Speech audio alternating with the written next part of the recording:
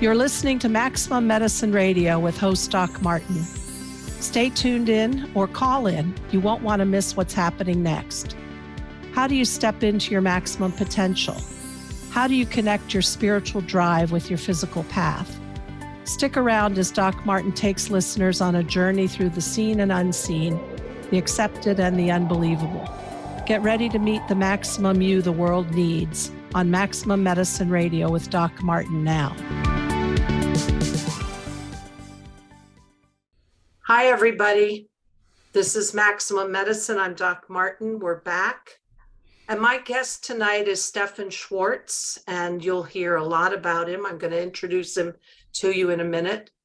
But what I wanted him here for is he is an expert on remote viewing, which he'll explain, and consciousness, at least what's known out there.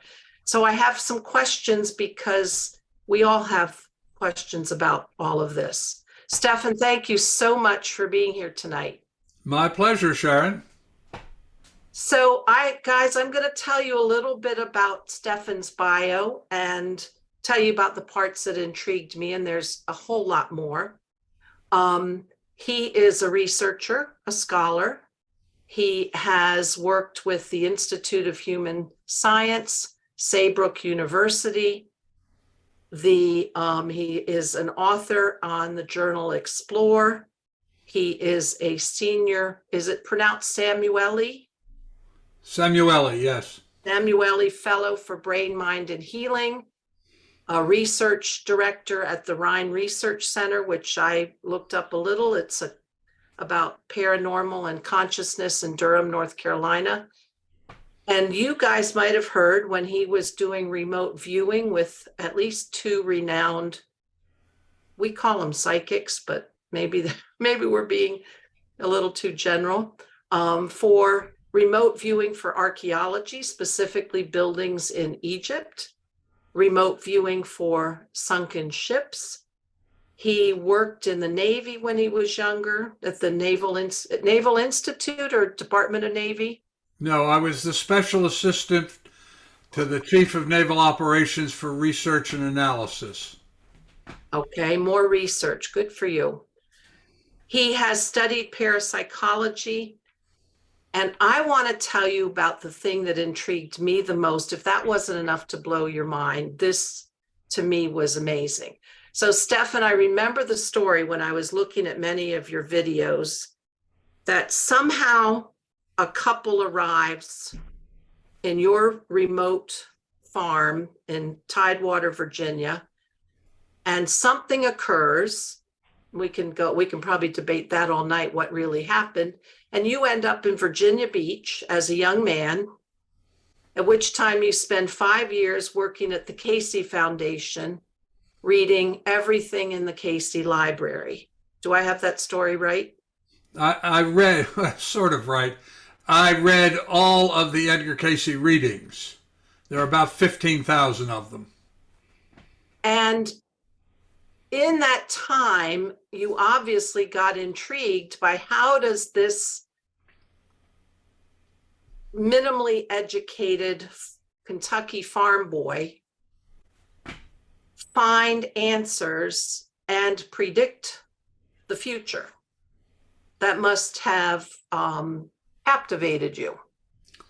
Well, the Casey material, I didn't know anything about consciousness research when I got interested in this. I had this unusual experience that got me down to Virginia Beach, and I began to read this stuff, and I wanted to know how the first reading I ever read when I was taken to the ARE for the first time, I walked into the library, and along one of the walls was a whole wall from floor to ceiling of these green loose leaf notebooks. And the woman who had brought me there said, well, those are the readings. I didn't know what a reading was, and she explained to me as what she understood. And I, at random, just pulled one of these green notebooks off the shelf and opened it up, and it was a reading given in 1936. That's important. for a woman, and he said in the reading, Casey said she had been a member of the Essene community at Khirbet Qumran, not the name, but he described where it was, and I recognized it as Khirbet Qumran, and that she had been a member of the Essene community and a teacher of astrology. And I can tell you, Sharon, it is possible for your hair to stand on end. Because before I was drafted into the Army, I worked for National Geographic. And one of the last things I did before I left to go into the service was research on the Dead Sea Scrolls. And I knew, for an article I was doing, and I knew that in 1936 there was not a person alive on Earth who knew that the Dead Sea Scrolls existed. They had no idea where they were, even if they did exist. They were discovered by a young Bedouin tribes boy who was a shepherd who would chucked a rock into a cave opening and heard a clunk and went down to see what the clunk was about and found these urns which contained what we now call the Dead Sea Scrolls. And that was in 1947, 11 years after this reading was given. At the time the reading was given, 1936, first of all, the general belief was that the Essene community was a schismatic order of Jewish monks. That was from Josephus, who was the authority, considered the authority on this. No one knew that women were involved at all, and certainly nobody knew that they had any interest in astrology. But in 47, 11 years later, when this young boy found these things, and they were then taken out and examined by scholars, they discovered also, they began an archaeological dig in what was thought at the time to be a minor outpost of the Emperor Vespasian. And it turned out this was the Essene community that everybody had been talking about. They didn't know where it was. And when they did excavation, they discovered that there were female skeletons. So women had clearly been involved. And when they translated the Dead Sea Scrolls, they are obsessed with astrology. Mm-hmm. So the question that I had, and I asked this woman that had brought me to the ARE, how could this guy possibly know this information 11 years before it was discovered? And that's what started the whole thing, because I wanted to know how it was possible you could know something that nobody else in the world knew, and you could know it years before it was discovered. That does make my hair stand on end. But the other part of this story that makes my hair stand on end is, have you reflected back? I'm sure you have. What have you made of this couple that arrives, having never known you before, and are instrumental in you leaving your rural family farm and landing at ARE, which begins your entire MO of experience and exposure? What do you have thoughts about that? I mean, yes, of course. So, mm-hmm. Yes, I mean, I've done a great deal of research on this. Yes, just to explain to people what happened. I had been in New York. I came out of the service, and I went to work for a newspaper. And I wrote a script for Colonial Williamsburg. They made a movie out of it. They used to show it at the Information Center. I don't know if they still do. But in any case, I wrote this movie and I sent it up to a guy I had met in the Army. And he invited me to come up, and I was offered a job with a company called Screen Gems, which was then a big television production company. And I wrote a screen adaptation of a book by oh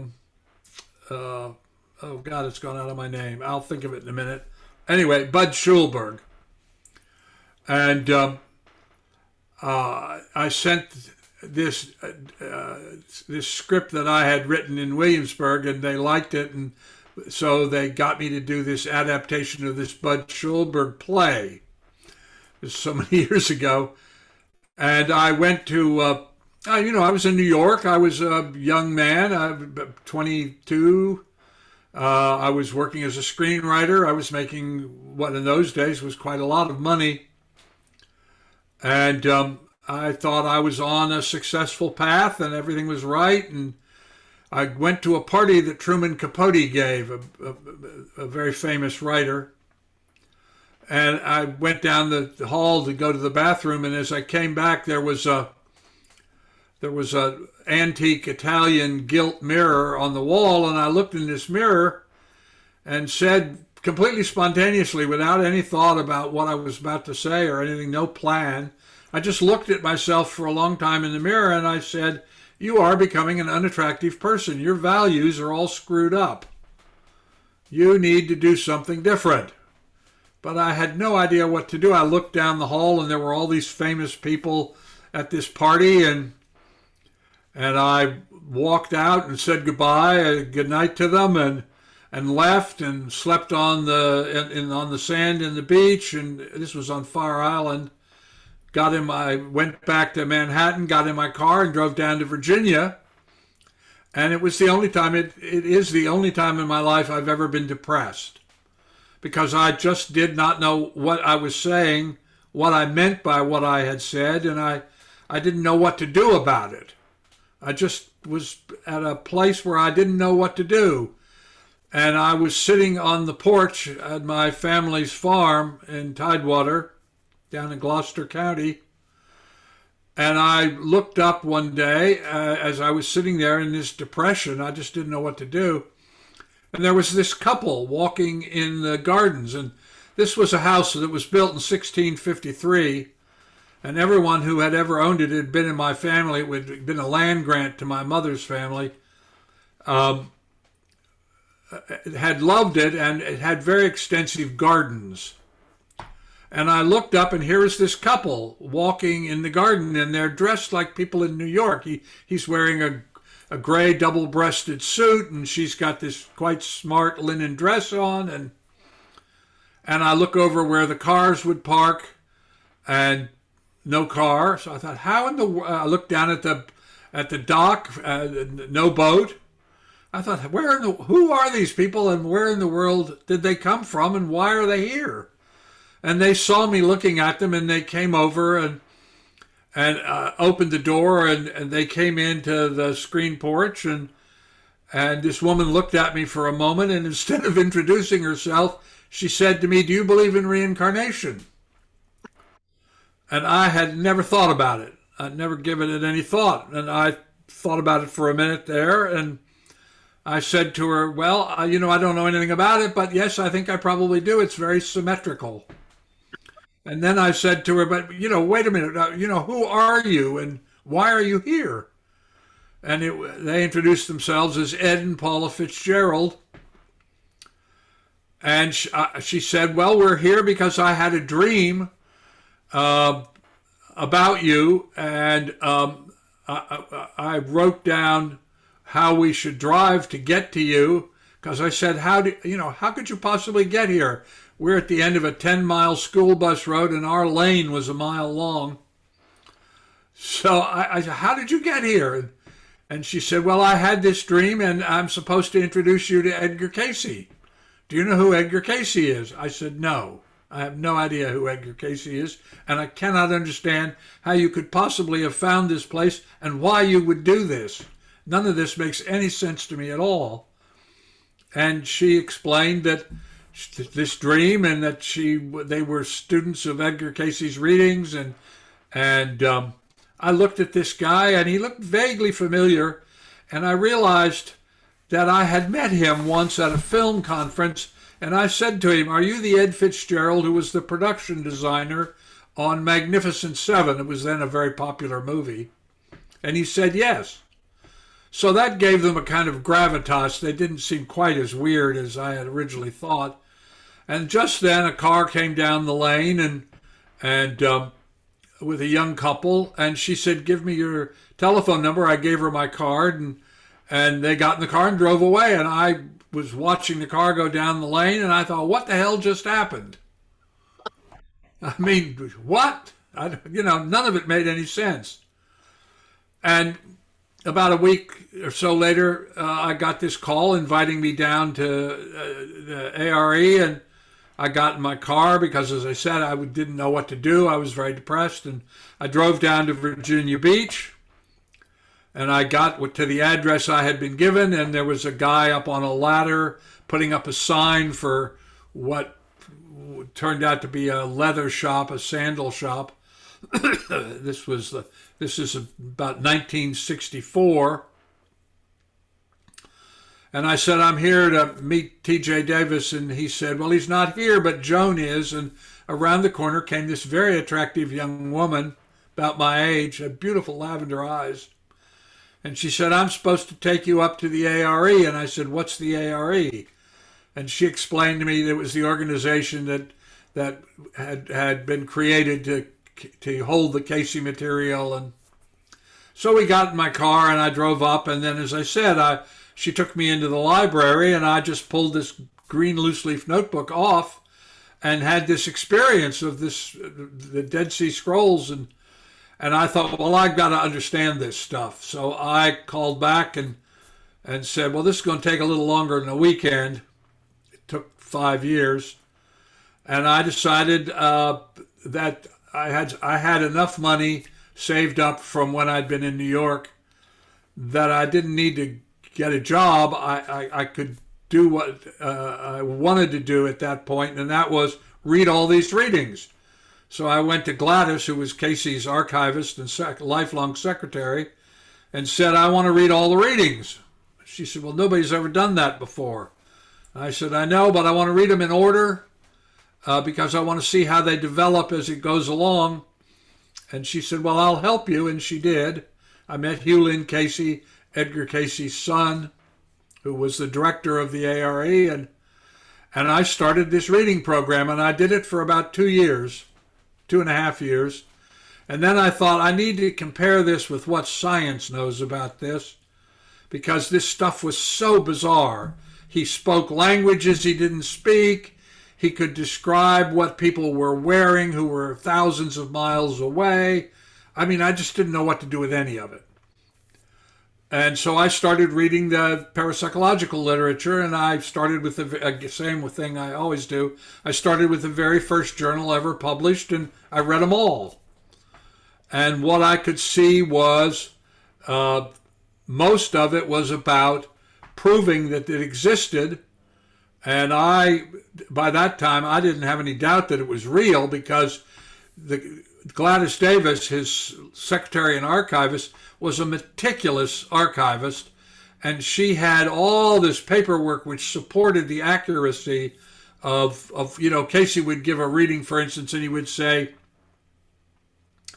we have the body, and it's quite a large body in a striped pajamas. Weird things like that. And that he shouldn't have known. Yeah, and then how could he possibly know that? The person was 1,000 miles away or whatever. And then there'd be a letter from the wife or the husband of the person saying, oh, yes, she was not feeling well, and she was in her striped pajamas, and I'm sorry to say she's quite overweight. So how could that how could he possibly know that? Anyway, in 1968, I began, because Casey said other people could do this. I've never met anybody that could do it quite the way he did, but in any case, I began to do experiments, and so I became an experimentalist, and I am an experimentalist, and so everything I know about consciousness, I'm not a philosopher, I'm not a theoretician, I'm an experimentalist, and everything that I know about this subject is based on objectively verifiable data. So there's nothing speculative about it. And I've been doing that ever since. And I originally called it distant viewing. And then later, in 74, I think, 75, somewhere in there, Ingo Swann called it, who was one of the viewers, called it remote viewing. That's the term that is stuck. It's a terrible term, by the way, both of them, because it has nothing to do with distance and it has nothing to do with viewing. and it's nothing to do with remoteness, but that's the term. And so my original experiment, I created a grid in my back garden of this house I was living in, and originally had 12 squares in the grid, and then it eventually had 144 because it made for stronger statistical outcomes.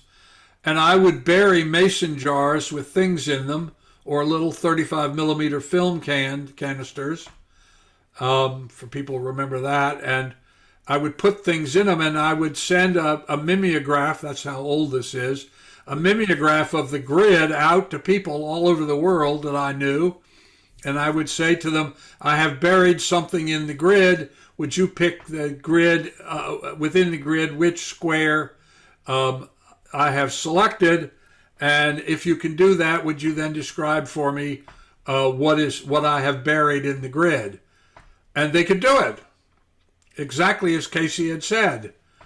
And so that's what really began the whole thing. I found that not everybody could do it all the time, but some people were quite good at doing that. And they could not only do the location, but they could describe. For instance, I was married at that point, and I took one of my wife's perfume bottles. You know, those, you used to have these little things that had squeezy knobs on a little bulb at the end, and it was a vaporizer for perfume. And she had this thing, and I put it in a mason jar and buried it. And the person said, well, it's a bottle, and it's got this little squeezy thing at one end, and there's a very strong smell of flowers. And in fact, it was Madame Rocha's perfume with a flower smell. So how could they possibly know that? And that's what got me started, and what I've been doing ever since. Looking at what I have come to think of as non-local consciousness, an aspect of consciousness which is not physiologically based. And I became convinced. I met Ian Stevenson at the University of Virginia. That's where I had gone to university. And he was doing this reincarnation research and getting this extraordinary information. And I met a man named George Richet, who wrote a book about what today we would call a near-death experience. And it was clear to me that there was what today we would call continuity of consciousness. That is, the consciousness existed prior to your incarnation, and it exists after your physical death. That there is an eternal self, that's what I call it. The religion calls it the soul. There is this aspect of you that existed before you were born, and it will exist after you're physically dead. And that what comes across from one life to another is information. And so I've been now doing this for 60 some years. What I now see is that this is an information phenomenon. It's not an energy phenomenon, which is the way most people talk about it. It's not about energy, it's about information. And the key to it is that what we call reality is a creation of intentioned consciousness, not only of humans, but of others. Max Planck, father of quantum mechanics, was interviewed by The Observer in 1931, and he didn't give very many interviews. And the reporter who interviewed him from The Observer newspaper in England said, my editor sent me up here to ask you one question. And he said, what's the question? And the journalist said, what have you learned? You and Einstein are the two most famous scientists in the world. What have you learned? And I don't know what they thought he was going to say, but what he said was, what I have learned is that consciousness is causal and fundamental. Space-time, what we call reality, arises from consciousness, not consciousness from space-time, which is the materialist view. You cannot get behind consciousness. It is the fundamental. And I believe that is correct, and it is confirmed by all of the consciousness research. One of the questions that I was interested in at the time, there was a huge debate going on, and the general idea was that what was then called telepathy, an old-fashioned word, I don't use it anymore, that it was like a walkie-talkie phenomena. There was a sender and a receiver and a signal, and that it was some kind of electromagnetic transmission. And so I carried out an experiment called the Deep Quest experiment. You can see I actually filmed it. I got Leonard Nimoy, Dr. Spock, to do be the narrator, the voiceover. And I demonstrated that using a submarine, putting people in a submarine and asking them to describe where other people were hiding, or before I did the submarine part, I sent out a chart and I asked people to locate a previously unknown wreck on the sea floor, and I was able to establish that it is not an electromagnetic phenomena. There's no signal, there's no sender, receiver. That whole model, which you hear people talk about, just isn't correct. What happens is you open to the non-local aspect of your consciousness, and you can, and from that non-local domain, because it's an informational construct, you can get anything. And that's what remote viewing has showed, which was part of what freaks people out, particularly wealthy or famous or political leaders, is they realize there are no secrets. And it makes them very uncomfortable. But nonetheless, that's the truth of it. You can get information on anything. And does consciousness have a form that we can talk about, a physical or in physics or quantum mechanics form? Does this? No. No. That's hard. Quantum mechanics may be involved. Quantum entanglement may be part of how the non-local becomes local. We don't know that for sure, but a number of people are trying to explore that, and we'll find out. But that is just a transition process. The thing that you have to get clear about, and it changes your whole view of the world, is that all consciousness is interconnected and interdependent. We live in a matrix of consciousness, for starters. We don't have dominion over the earth, as the Abrahamic thinking was. Abrahamic thinking. We live in this matrix of consciousness in which all consciousness is interconnected and interdependent. And the linkage is not at the physical level, it's at this non-local domain level. And again, I don't know what consciousness is, nor does anybody else. But what we do... It is hard to wrap your brain around it. Yes. Yes, it is. Because it requires rethinking everything you think you know about reality, when you understand that people can hold conscious intention, for instance, and affect your well-being from a distance, or that they can go back from the future into the past and affect your well-being, as an example, or that you can, all of my research is what's called triple blind. That is, at the time that we do the research, no one knows the answer to the question. It only, if it's the archaeological excavation, reveals it, or if it's predictive, precognitive, the future will reveal whether that it's correct. But what we find out is that, it is possible when you open to non-local consciousness that you have access to essentially anything. If you look at religion, all religions across the whole of history, geography, and culture, they all begin because one person has a non-local consciousness experience. Jesus gets baptized by John. he goes into the desert to meditate. The Buddha goes up to an ashram and he's taught to meditate and he awakens. Muhammad goes to the sacred cave of Hira. He has a non-local consciousness experience and begins to meditate and awakens. So that you'll notice that the key part of that whole business is that they meditate. And so if your viewers don't take anything else away from this interview, I will tell you that the way to do this is to develop the daily practice of meditation. It will give you the best gift you will ever get in your life, because it will allow you to open to this non-local aspect of consciousness, and it will transform your life in good ways. Mm-hmm. And the thing also that is hard when our entire, as you said, our reality is based on time, space.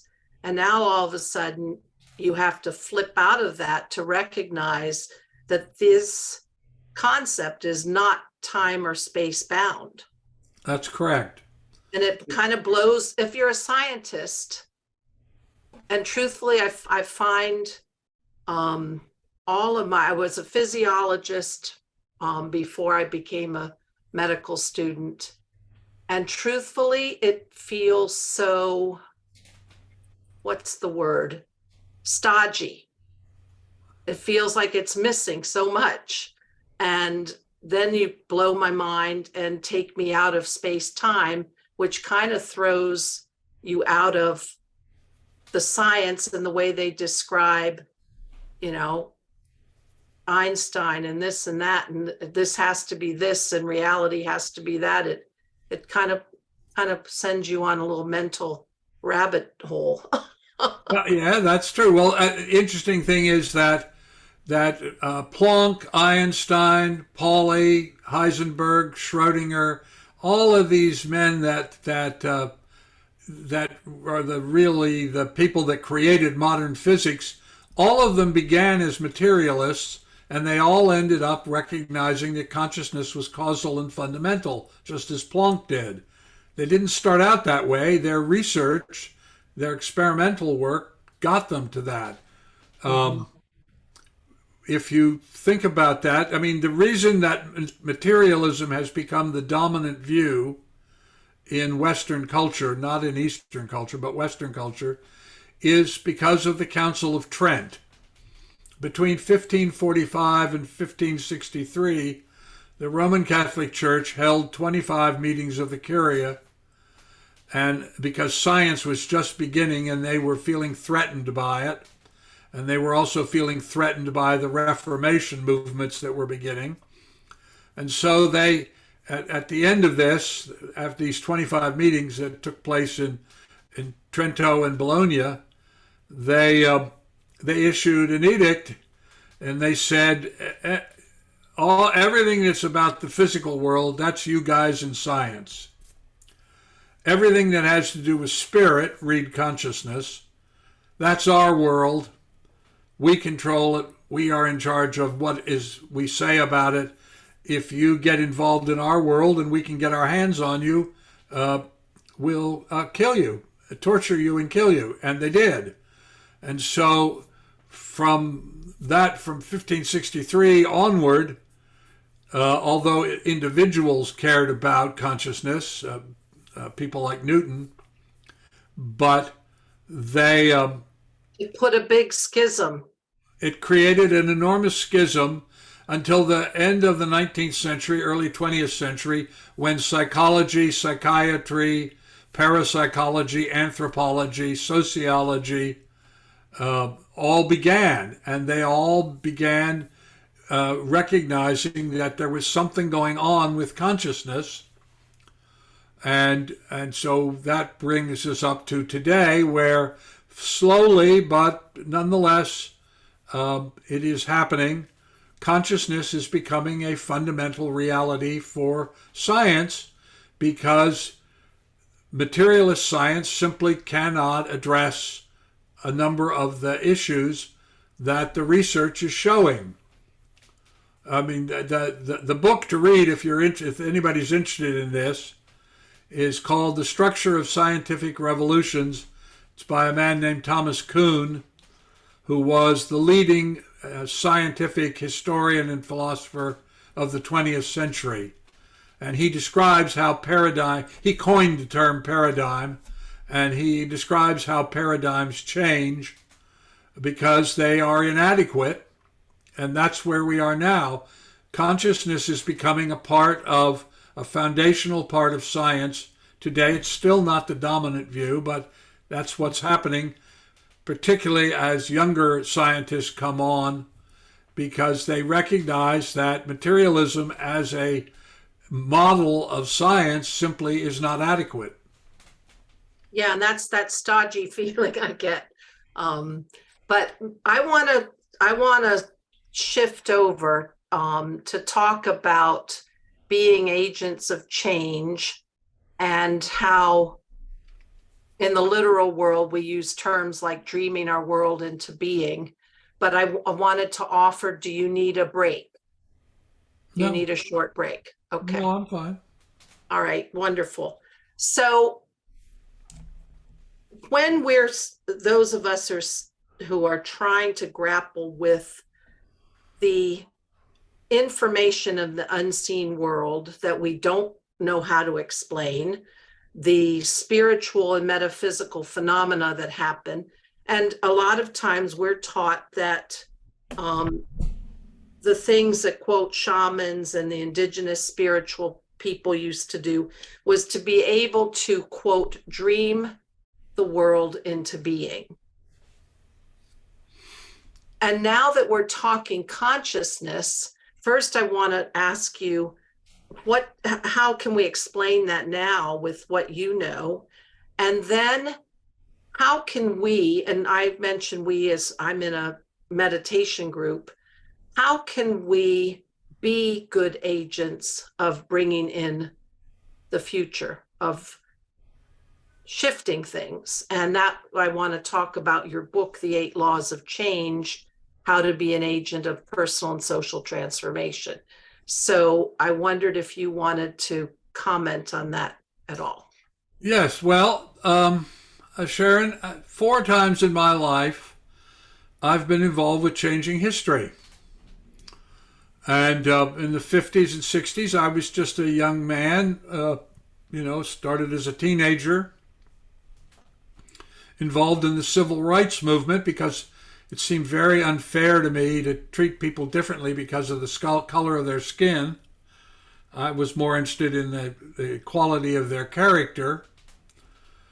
And I also thought it was very odd that women were treated as second-class citizens. It just seemed very strange to me because a number of the most interesting people I had known were women. So I got involved with the civil rights movement in the 50s and 60s. In the 70s, I became the special assistant to the Chief of Naval Operations and was part of the small team that transformed the American military from the elitist conscription organization that I had been in as a part of the Army into an all-volunteer meritocracy that was gender neutral and racially neutral. And then in the 80s, I got interested because I thought we were going to have a nuclear war. I got interested in trying to create a better level of interaction between the Soviet Union and the United States, what came to be called citizen diplomacy. And throughout all of this, the consciousness movement, which I've been involved with. So starting about 30 years ago, I began looking at how do people create social transformation that fosters well-being, because I got to a place, particularly when I was with the Navy, and I was also part of the Massachusetts Institute of Technology Secretary of Defense discussion group on innovation, technology, and the future. I came to believe that, again, based on data, not on politics or partisanship or any of that, based on the data, it was very clear, is very clear, that when you pick the option that is the most compassionate, life-affirming, and fostering of well-being, that's always, I can't find a contradictory example, that is always the optimal best choice. It's the most efficient, the most effective, the easiest implemented, the most productive, the nicest to live under, and the much, much, much cheaper than any other option. So I got interested in how do you create social change that fosters well-being, because that's the thing that I am interested in. How do you foster well-being? Because that is always the best choice. And I could give you thousands of examples. But in any case, so I started studying the biographies, the diaries, the notebooks, accounts of major social changes. And what I discovered was that there were 8 laws. I didn't invent them. I discovered them by comparing all these social transformations, that there are 8 laws that are key to creating change. And if you'd like, I'll list them. Yes, please. Okay, the first law, and these are not, by the way, what you would expect at all. You know, when I got into this about how do you create social change, I thought, oh, well, it's about raising money or having the best publicity or, you know, that kind of stuff. No, it's not about that at all. The first law is the individuals individually and the group collectively must share a common intention. And, you know, if you've ever belonged to a school group or a church group or a political group, trying to get everybody on the same page so that they share a common intention, not an easy thing to do, but you have to do that. Mm-hmm. The individuals and the group have to reach a common consensus.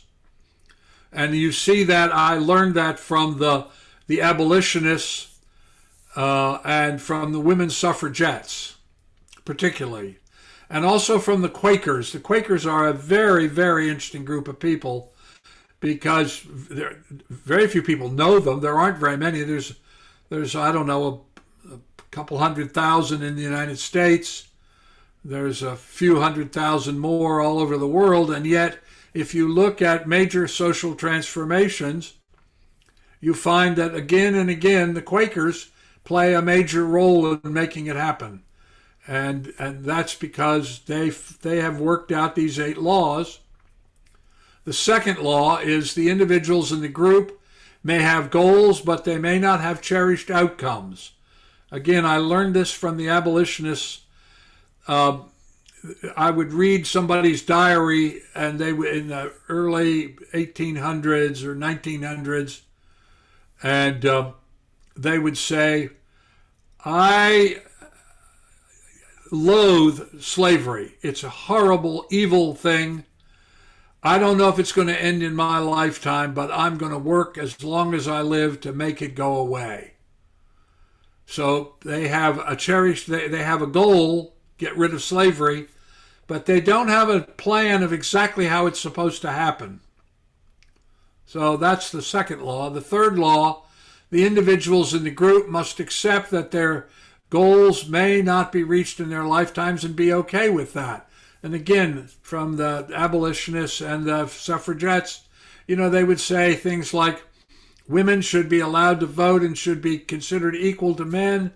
I don't know if that's going to happen in my lifetime, but I'm going to work for it, and I'm okay with that, even if it doesn't happen in my lifetime. And the fourth law, the individuals in the group must accept that they may not get either credit or acknowledgement for what they have done and be authentically okay with that. And again, if you look at, I learned this actually from a man who had known Gandhi and had been one of his people, and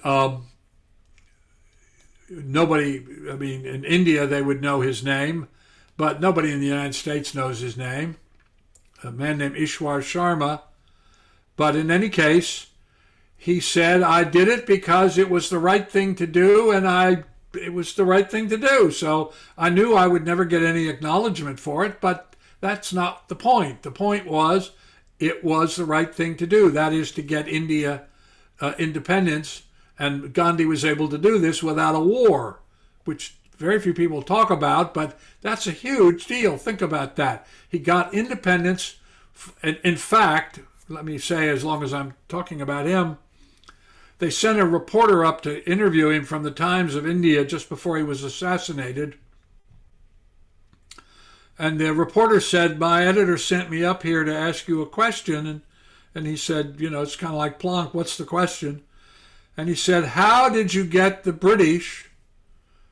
force the British to give up their most prized colonial possession?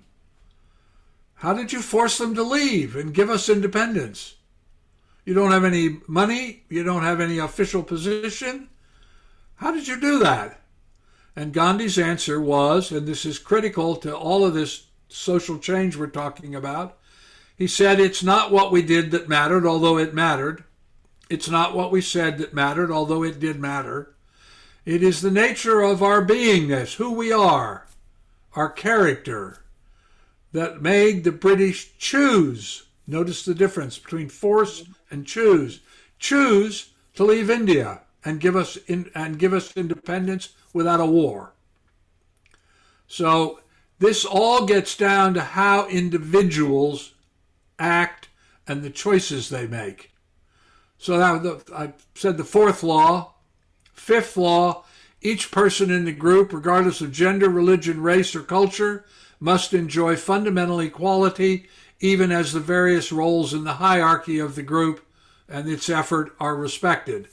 Now what that means is we're high-order primates. We organize hierarchically.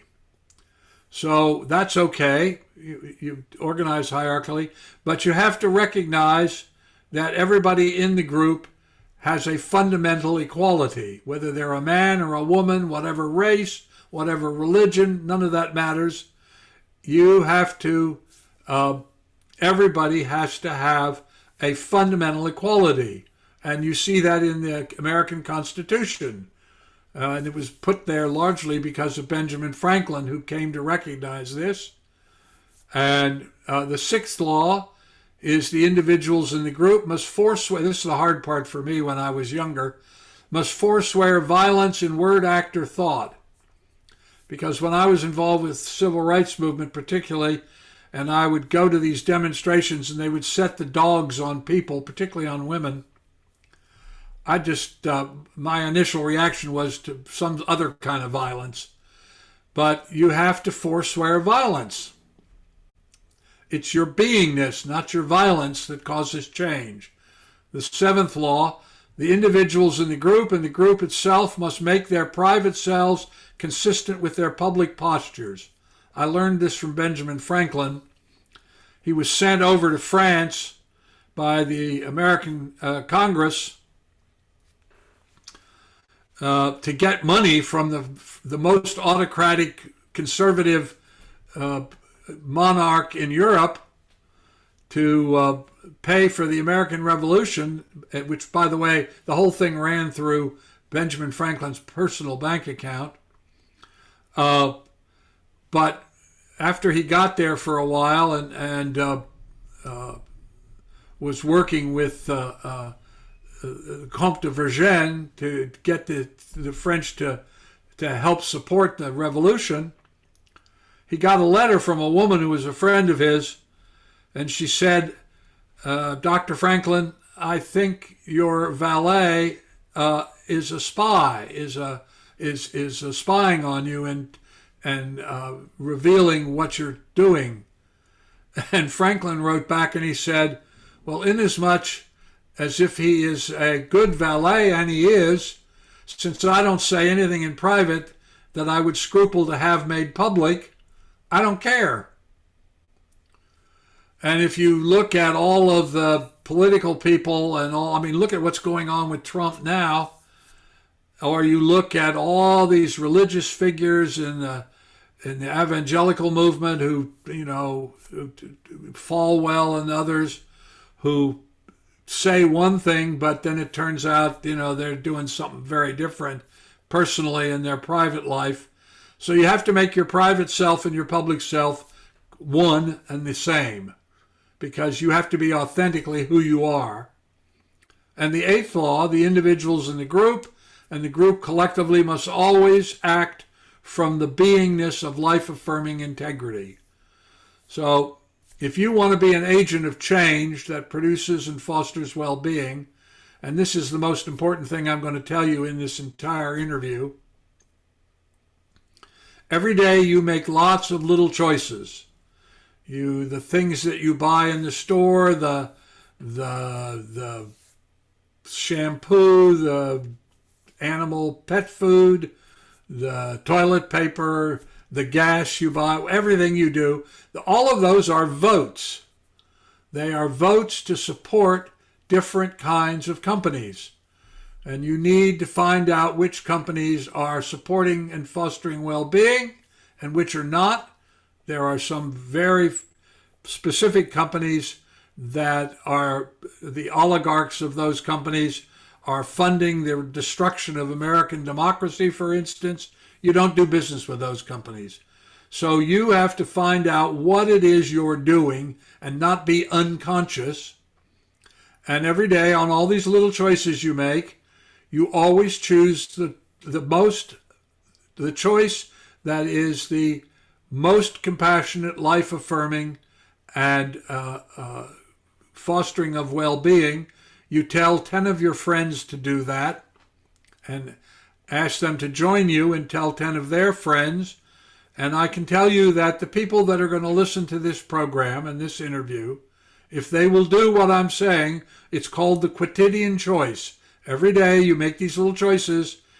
Before you make the choice, you find out what it is you're supporting with your money when you buy these things, and you choose only companies which support well-being and foster compassionate well-being. If you do that and you get 10 people and tell them you're doing it and they get 10 people, the people that are listening to this program can change the outcome of the election in 2024 and make it an election where people who are compassionate, life-affirming, and fostering of well-being are elected. Now, that may seem very bizarre, but that's how Martin Luther King was able to get the Civil Rights Act passed. That's how Gandhi got freedom or independence for the Indians. You don't think about it in those kind of simple, basic ways because you think, well, I don't have any, who am I? I'm just an ordinary guy. I don't have any money particularly. I don't have any political power. I don't have any official position. It doesn't matter. When 10%, and we know this from research, when 10% of any cohort, whether it's a church group, a school group, a community group, a city council, or a national congress, when 10% of the people change their perspective about something, change their consciousness, and choose to support and foster well-being, all the other people in the community or the group or whatever, they have to accommodate for that. So we have the ability, just the people that are listening to this program, you have the ability to change the course of the 2024 election to support and foster well-being if you make the quotidian choice every day and you get your friends and they get their friends and they get their friends. Just do the math. So, first of all, I love that and thank you. And your book, The 8 Laws of Change, I really enjoyed that as well. But I'd like to know, do you have any thoughts? One of the things that our group is focused on, one of the well-being aspects that we care deeply about is humans' relationship with the earth, with nature. Can you extrapolate, or maybe not even, that sounds like too big a jump. What comments would you have in terms of that arena? Well, once you recognize that all consciousness is interconnected and interdependent, I mean, think about that for a minute. It blows my mind. When you get the idea that you live in a matrix of consciousness, consciousness is causal and fundamental. then, for instance, just you personally, just each individual, you change the way you eat. You stop eating things which cause vast pollution. That usually means that you stop eating mammals. That may be very hard for some people. It also means that you only buy, as I just said, things which are made by companies that foster well-being, because it's not just well-being for the company. It's not just about making money. You know, the problem in the United States right now is that we have two big problems.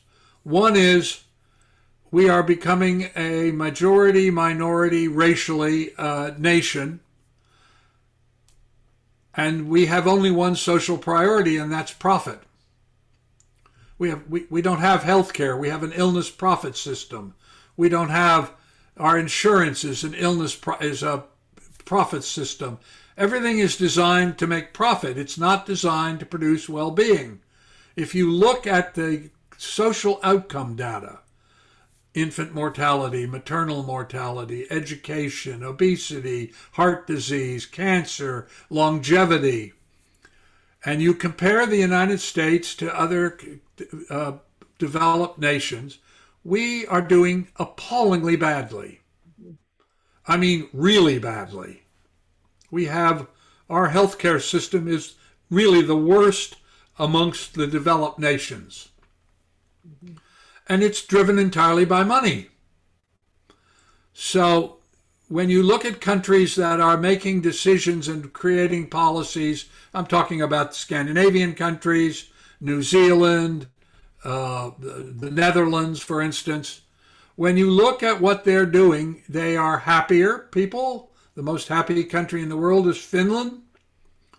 I think we're something like 37th. When you make those kind of choices, your interaction, you got a picture of trees behind you. Mm-hmm. If you recognize, you look at what's going on, you want to support things which stop pollution. The plastic pollution that's going on, for instance.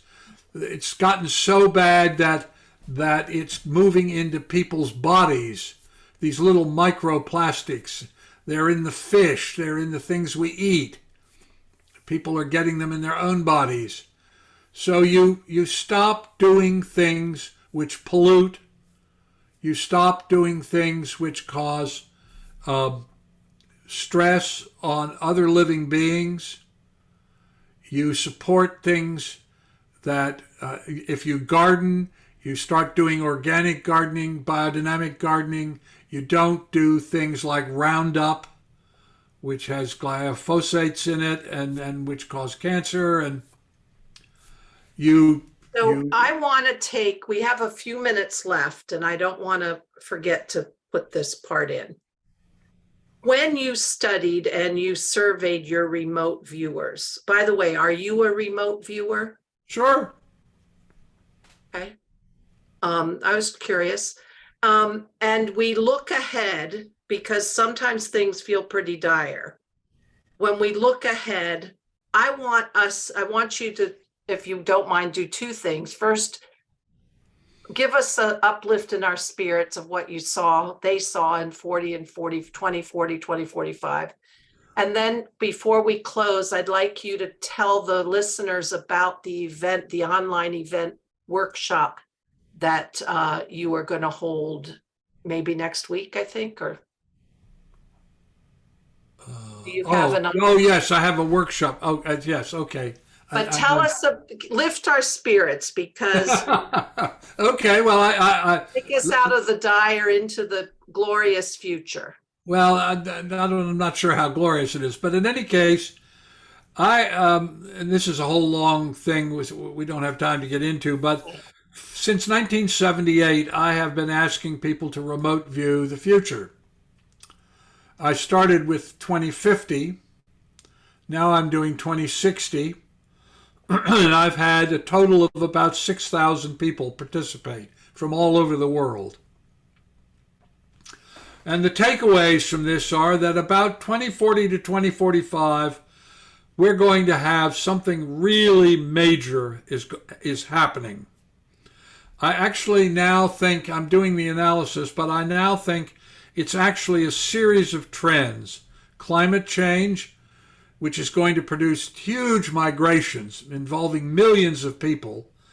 There are going to be three major migrations: away from the coasts and out of because there's too much water, the submergence of large parts of coastal cities, the collapse of real estate as a result, out of the southwest because there's not enough water and the temperature gets too high, and out of the central states because of cataclysmic weather events like tornadoes. So a large percentage of the population is going to be moving around. A lot of it, I think, probably to the northwest or the northeast in the United States. I think the gender equality issue is going to come to a crisis in the 2040-2045 period, because you can see now in just the elections that just happened yesterday, very interesting, the Wisconsin Supreme Court, the winner of the election was the progressive candidate, and the same thing was true in Chicago in the mayor's race. The progressive candidate won in the 2022 elections, where they thought there was going to be a huge red wave. Didn't happen. So I think what's happening is that particularly younger people, 18 to 34s, are going to vote in a much more progressive way than their parents. There's about a third of the white population who simply cannot tolerate gender equality and racial equality. So I think there's going to be more violence. What I think is going to happen is that the United States is going to stay one country, but real power is going to devolve to the states and groups of states that join together.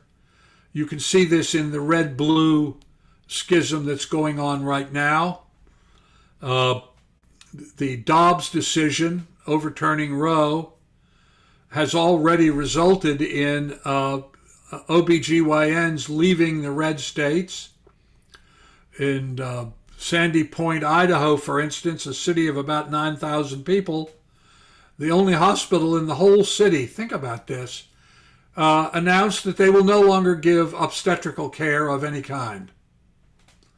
So if you're a woman in Sandy Point, Idaho, and you're going to have a baby, I'm not quite sure what you do. You have to go a couple hours away or something to another hospital, because your hospital locally doesn't do obstetrics anymore. You can already see the OBGYNs leaving the red states.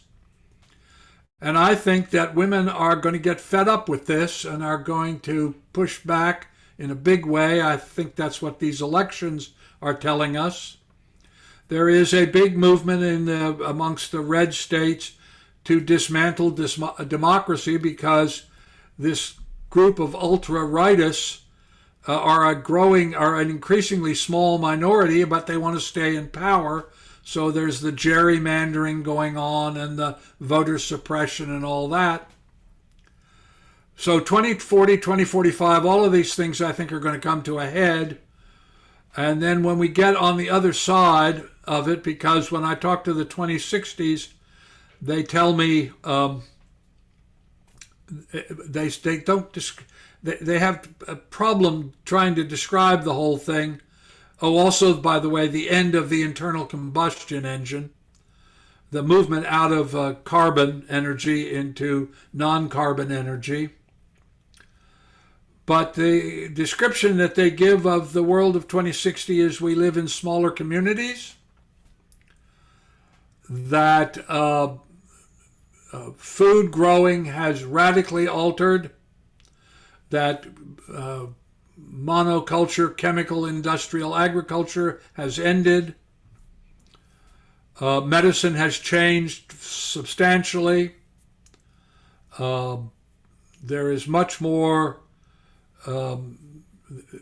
Genetic engineering has become a much more prominent part, so that children are born who aren't going to have cancer or heart disease or whatever. People's diets have changed very substantially. People don't travel as much by air, they travel by rail.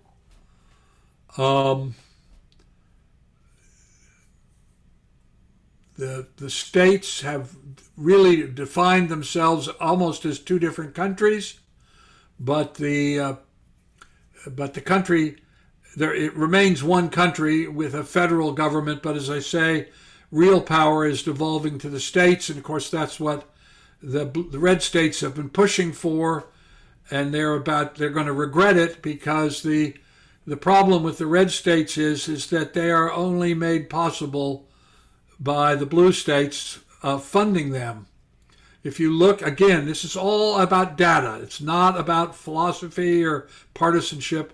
If you look at the data, what you see is that the red states, for every dollar they put in taxes into the federal treasury, they take more than $1 out. And the blue states, for every dollar they put in, take less than $1 out. And so at some point, I think the blue states are going to get tired of funding the red states. That's going to cause further exacerbation of this the Great Schism trend. People are working from home a great deal. I don't hear anybody describing to me skyscrapers full of offices as an example. Education has changed very substantially. Again, in the red states, by 2040, the red states are less interested in educating children and more interested in indoctrinating them in a particular political view. And you can see this going on in Florida right now, Mississippi. The world seems to be calmer. We don't have a world war. It just seems to be quite different, and very much essentially two different countries. So and then after that, that's 2040, 2045. By 2060, I think this begins to settle out, because the red state policy decisions just don't work. I mean, they don't produce good outcomes. I mean, you look, for instance, at maternal mortality in Mississippi. I mean, it's a third world country. So by 2060, I think things begin to sort themselves out better. And I don't get, which is what everybody asks me, have extraterrestrials come and made contact? I don't get that. Nobody's describing that to me. The end of the internal combustion engine, I mentioned that. So cars are powered. Right now what we're doing is trying to recreate basically the gas station idea of having charge stations instead of gas stations. But I think what's going to happen, from what I read in the 2060s particularly, is that the roads are going to charge the cars as they drive over them. And that research is already starting. There are already several projects, both in the United States and elsewhere, where the roads charge the batteries of the electric cars that drive on them. I just saw a paper on how reefer trucks are going to put solar panels on their roofs to power the refrigeration of the reefer trucks, and the trucks themselves will be powered by electricity, not by carbon energy. So I think all that's good. I think there's a much stronger awareness of the interconnection and interdependence of all life, and so in order to cope with what climate change is doing, we're going to very radically change the way we operate. We're going to have other pandemics. You know, when I first began in '78, I thought we were going to have a nuclear war, so that's really what my main focus was. And when they said to me, well, I said, have we had a nuclear war? And they say no.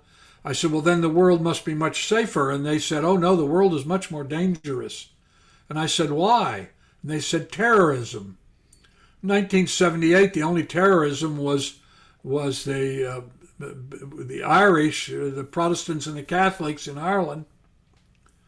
But of course, today it's a major issue. I said, well, tell me what the status of the Soviet Union is. Because at that time I had just come out of government, and of course it was the big bipolar Cold War. And they said, well, the Soviet Union doesn't exist. And I had no idea what to do with that. I went around to people in the geopolitical world that I knew and said, can you imagine any reason why the Soviet Union would cease to exist? And they said, you know, that's just crazy stuff. And I asked them about health care, and they talked to me about this very different health care. And then they said, but there's going to be a bunch of pandemics. I said, really? What do you mean by, I'm thinking Spanish flu in 1918. They said, well, the first one will be a blood disease which crosses over from primates to humans in Africa, and it's going to kill millions of people.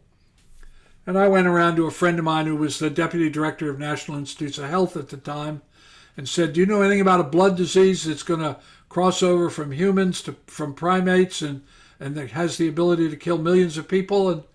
And he said, no, that's just nonsense. But of course, in '81, AIDS emerges, kills 35 million people. Then SARS, then Ebola, H5N1, and now COVID, which has killed millions of people. And we're going to have more of them because as climate change goes on, the vaccines, the viruses and the bacteria are going to mutate to accommodate the changed circumstances of their situation.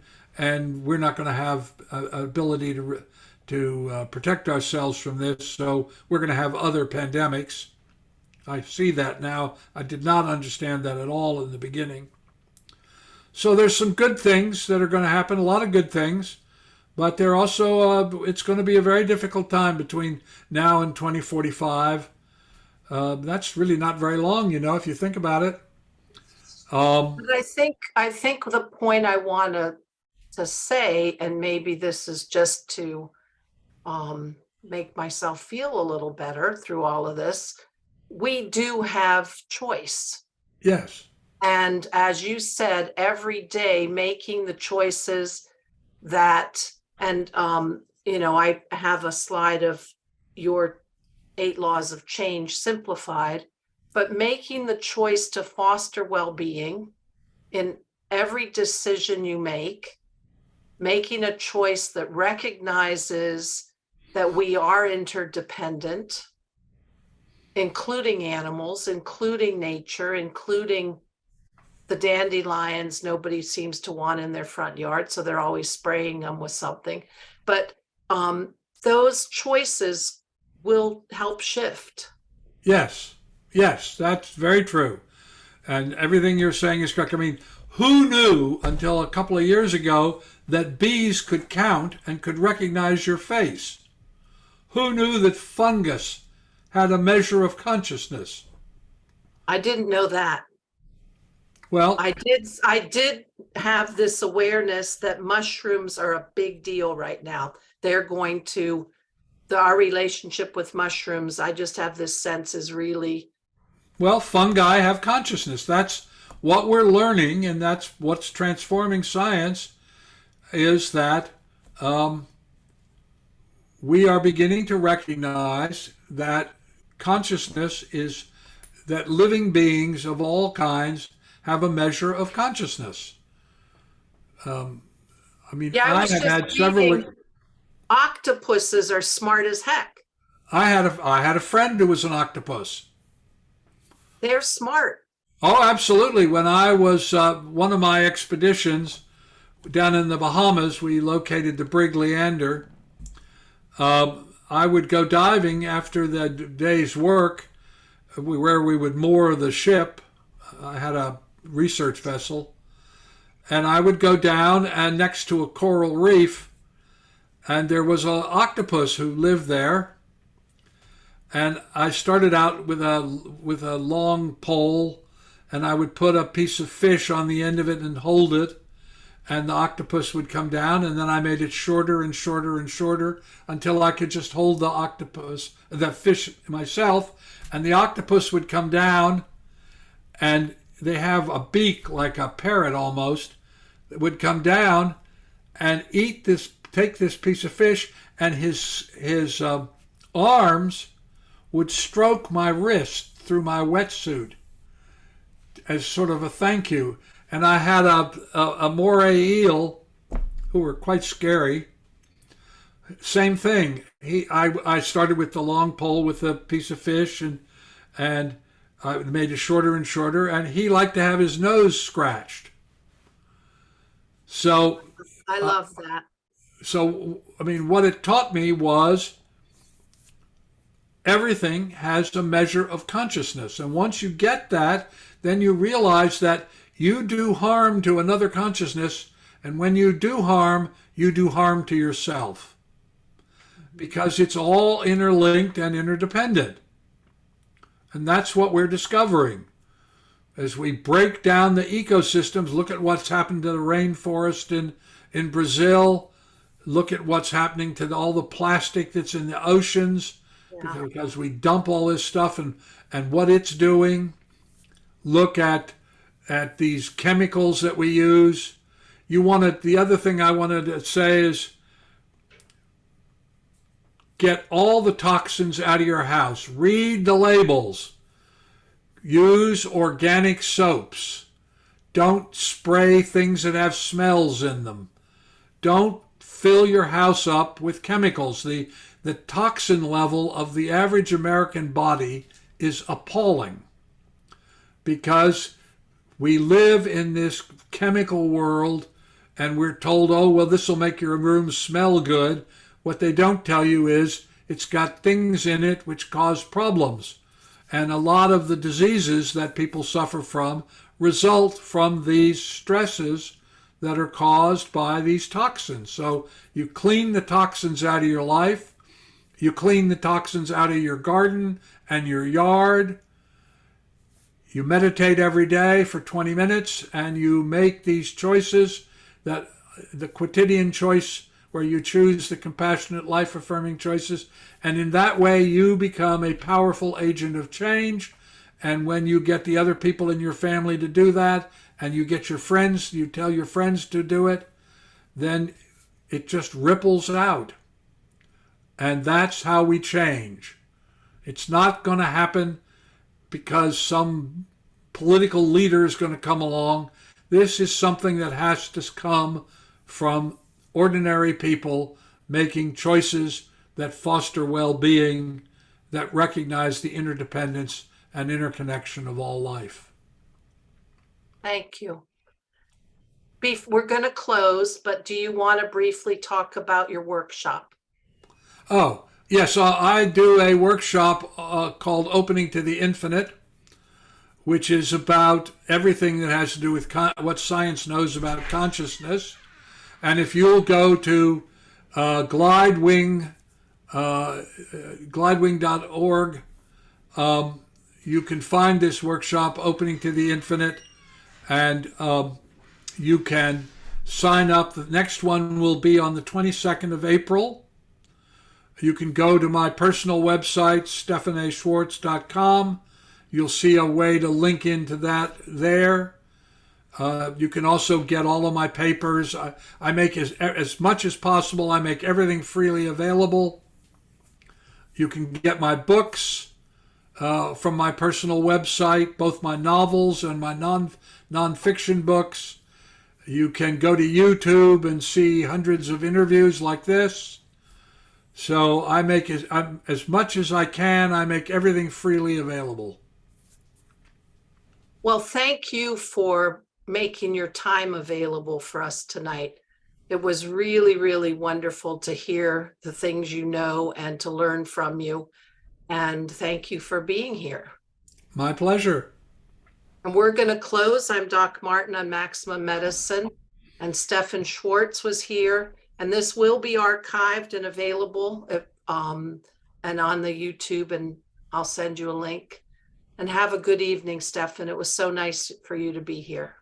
My pleasure, Sharon. You take care. Stay safe and well. All right. Goodbye. Bye-bye. You've been listening to Maximum Medicine Radio with Doc Martin. Tune in next time while the doc talks health, spirituality, and the impact your beliefs have on every part of who you are, body and soul. Doc Martin unpacks the challenges we face as human beings and teaches callers to open the door between the scientific and the mystical. To learn more about Doc Martin and Maximum Medicine, visit www.sharonmartinmd.com.